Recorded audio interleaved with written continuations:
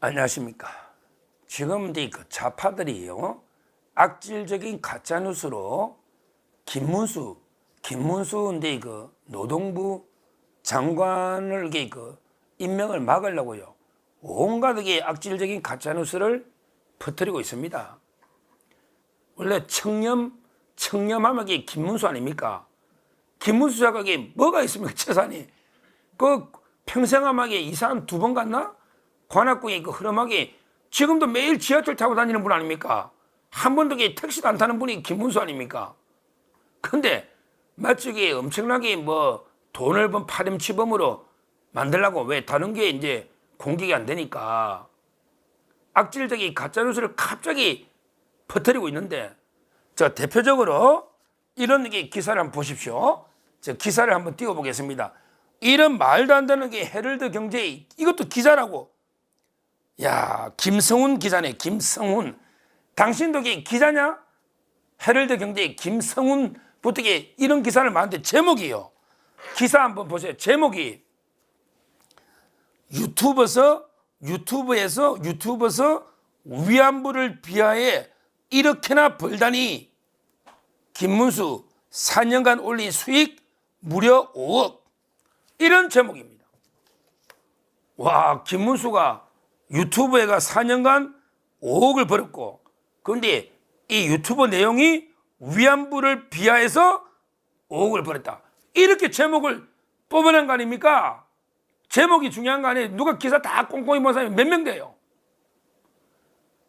이 김성훈, 헤럴드 경제, 김문수가 위안부 비하하는 내용으로 유튜브 해가지고 4년간에 5억을 벌었다. 이런 기사, 이게 이 비슷한 기사들이 엄청나게 많아요. 제가 여기에 왜 분노하느냐? 제가 김문수 TV 몇 년 동안 나갔지 않습니까? 제가 김문수 TV 유튜브 나갔잖아요. 제가 솔직히 말하면 제가 좀 출연할 때 매출이 좀 많았어요. 제가 사정이 생겨 못 나가고 나서 매출이 확 줄어버렸어요. 뭐 제 자랑하는 게 아니고, 제가 옛날에 좀 잘 나갔습니다. 유튜브에 뭐 아시는 분 알겠지만, 제가 옛날에 좀 조회수 차명진하고 저하고 김문수가 일요 라이브 할 때 그때 동시에서도 막 좀 많고 10,000명이 넘고 막 그때 좀 나갔어요. 그래서 이제 이게요, 총 매출입니다. 지금 이렇게 이걸 이제 폭로한 게 민주당의 이용우 의원이거든요. 이용우. 이 자각이 김문수 지사의 유튜브 김문수 TV 있잖아요. 요걸 매출을 봤더니 이제 처음에는 좀 잘 나갔어요. 2019년에 2억 매출이에요. 2019년. 그 다음에 2020년에 1억 4천이에요. 줄죠. 1억 4천.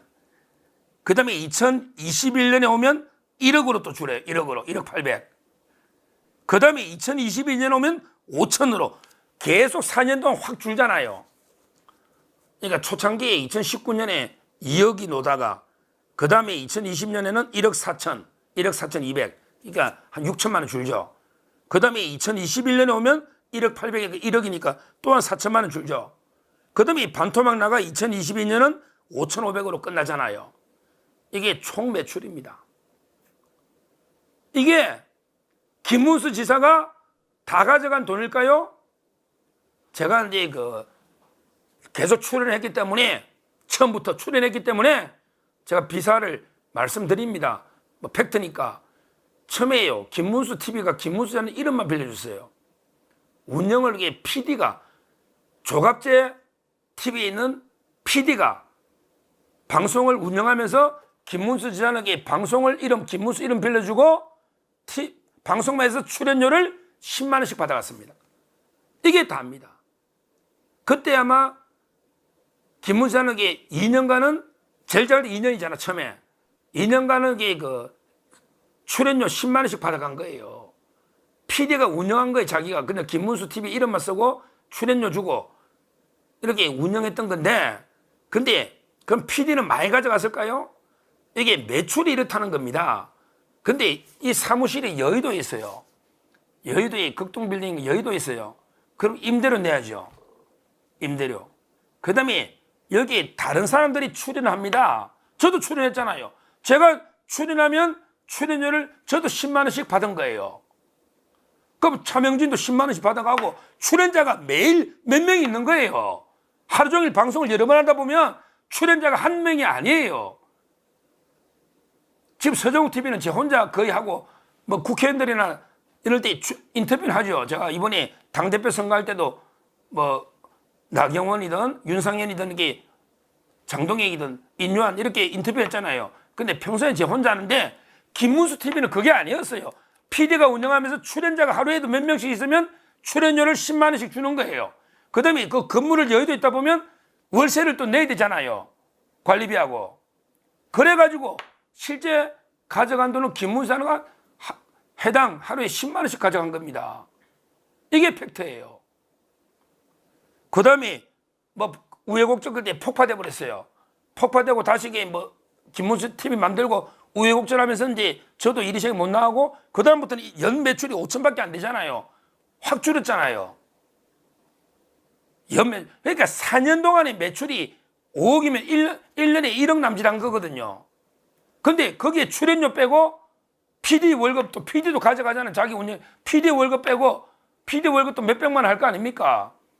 거기에 임대료 빼고 출연료 빼면 김문수가 가져간 돈이 어딨냐 말이에요.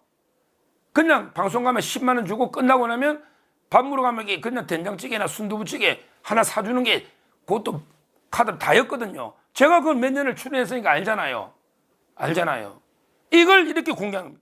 그리고 그 내용 중에 위안부 비하가 어디냐 말이에요.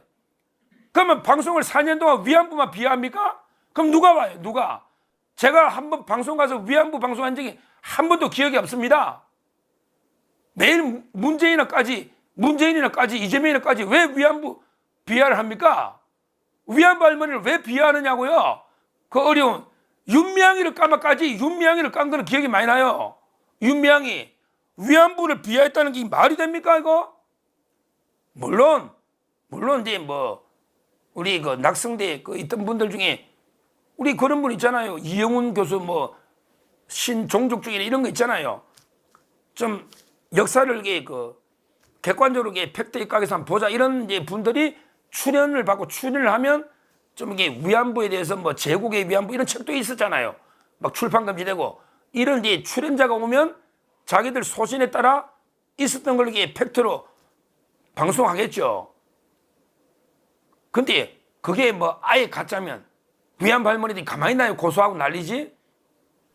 그걸 이렇게 초청자의 의견이 있을 수는 있다고 봐요. 여러 명 초청하면 이영훈 교수도 많이 오고 하니까 저 존경하는 교수입니다.